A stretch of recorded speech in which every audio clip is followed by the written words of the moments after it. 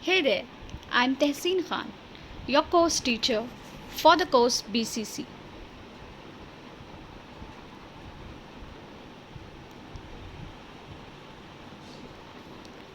Let's see practical 1, importance of business communication for the organization using case study. This practical falls under Unit 1, Introduction to Business Communication.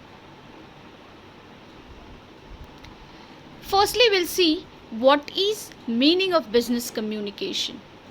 It's an exchange of information in order to promote an organization's goals, objectives, aims and activities, as well as increase profits within the company.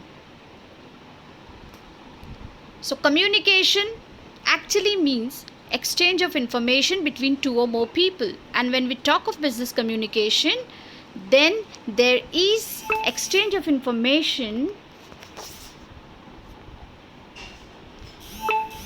regarding goals, objectives, aims, and various business activities between and among people of the company.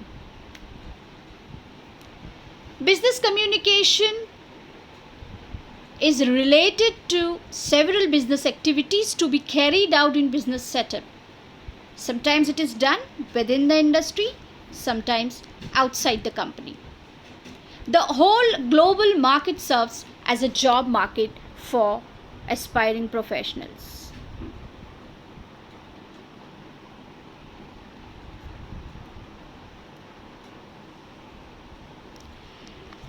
Now let's see various functions of business communication. Every business has its own objectives, aims, also characteristics and function. So the first function of business communication is to inform about every other policies company wishes to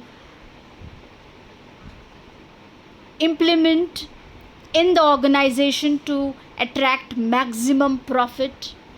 It can be to inform several other strategies and policies of the business makers to the workers. It is to persuade. The important, again, one of the functions is to persuade the customers to buy their products. Okay, to persuade team members to take up any project seriously, to persuade sometimes higher authorities to get convinced to your points, to promote goodwill among the workers. If they are convinced that the boss or the manager is friendly, thinks of me, is considerate, then in that industry goodwill will always prevail. Then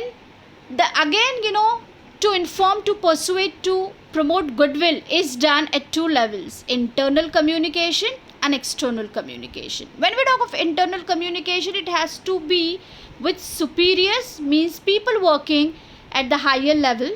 Okay, co-workers, our colleagues, and subordinates, people who are working under you. Superiors, people who are working above you. People who are co-workers are your colleagues with whom you work. They also have the same position as yours. And subordinates are people who are working under you. Then the external communication is done with customers, suppliers, government agencies, the public, so that they can persuade them and products could be sold in market. External communication is done with the people who don't work with you in the organization. So when you design any product, you launch it in the market, you need to communicate with your customers with the help of publishing newspapers, different ads which will promote your or advertise your product.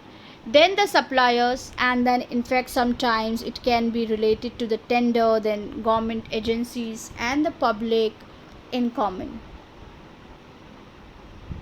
Now let's just see what are the different characteristics of business communication. So the first among its Communication is all pervasive and inevitable. Communication is unavoidable. If you are working in the office, in the institution, organization, at workplace, you need to communicate, sometimes less, sometimes more.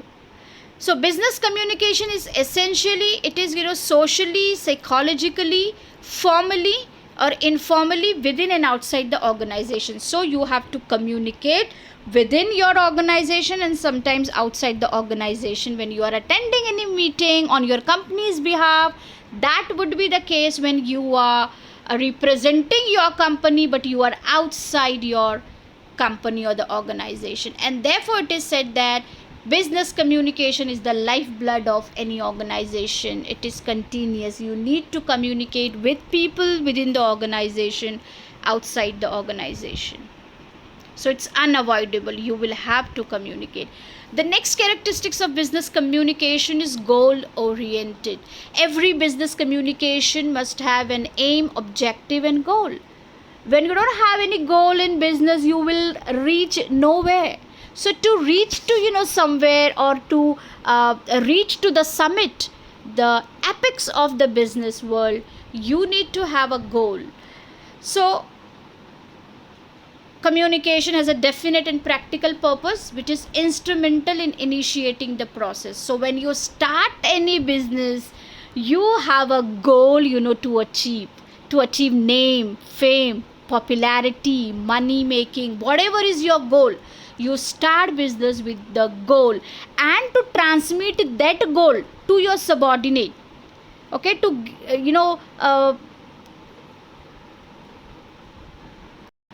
times you need to convince your subordinates, to help you to achieve your goal.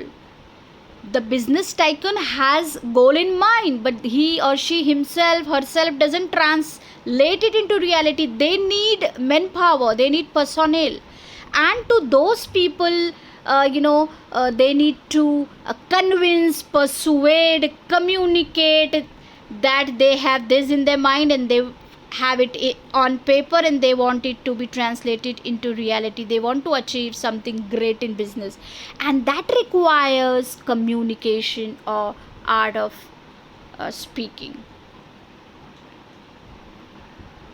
Next characteristics is business communication is dynamic.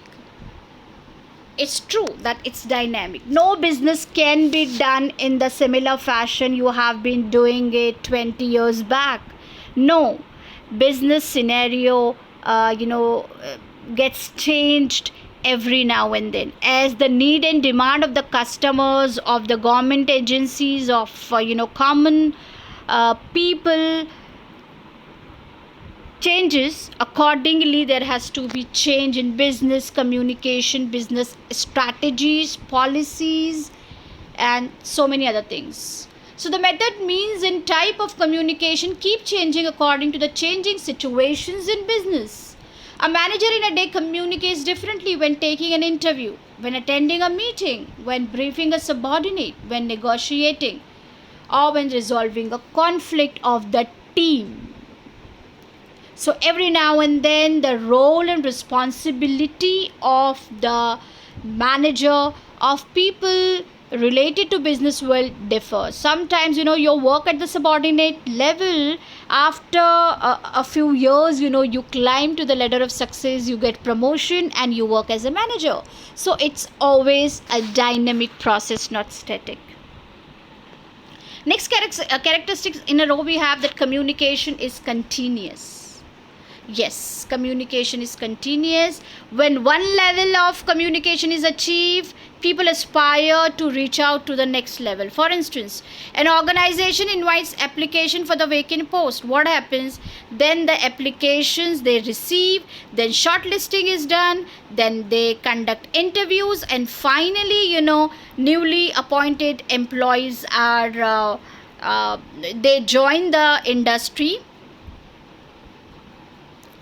And this established this very fact that it is continuous. It never ends, but adapts itself to the situation. So earlier, 10 to 20 years back, the selection process for the candidate used to be different. Now it is different. So communication is continuous as well as dynamic. Then the next is business communication is time bound. Of course, no business communication can be done all day and night. There has to be a time. A meeting has to be scheduled as of 15 minutes or half an hour or say 2 hours or something like that. So it has to be a time bound, because in communication interest of both the parties are important. Okay, interest can be sustained only for a while.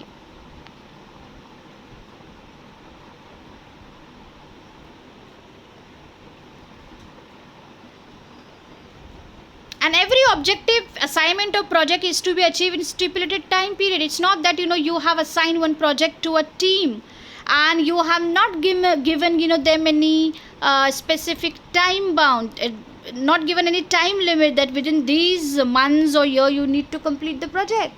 The project itself will lose its value because somebody else will come up with the same sort of project. So there has to be, there is so much of competition in the job market, then one needs to work under stipulated period of time. The next is communication is based on internal and external organizational activities. Truly it is stated that communication in business, in world, in offices, in organization, institution is done, both at the both level, internal as well as external level, and both sort of activities are carried out. Internal within the organization, within the company, within the office, and external activities which are also related with your office and organization's work, but then that those are carried out outside your company. So internal organizational activities include training, meeting, instructing, whereas external activities meaning here it is related to the organization. With other organization you are communicating, you are persuading to purchase your products. It can be communication with the government, then consumers and the masses. Then it can be collaboration of two companies wherein one may taking over the other, or the manufacturing company hiring an external agency. It can be any advertisement strategy. It can be manufactured products to be introduced in the market. So those are the examples of external business activities. Again we have under characteristics, that is business communication flows in a fixed direction. Okay, information which is passed on, it has a fixed specific direction. It's not that manager today is saying something, tomorrow there is no consistency, tomorrow everything gets changed. Whatever plan yesterday was discussed doesn't get changed. A few things can be modified, but not the whole of it is changed. So it's flows in a fixed direction. In formal communication, the information flows in vertical. Vertical is downward and upward. Sometimes higher authorities speak with the lower authority. Sometimes subordinates have any queries, they may go to the higher authority and get it clarified. It can be horizontal, means communication at the same level, two managers are discussing on something. It can be crosswise, it can be from higher to lower level in any direction. It can be within the organization or it can be outside the organization. You may want to get more information on a few products, so you may call up, you may send the mail to some other company's manager and you may get things clarified. So nowadays it is appreciated. It's not that whatever you think you have to do only in your organization. No, you have a good contact with other organization, and this is how together all companies grow.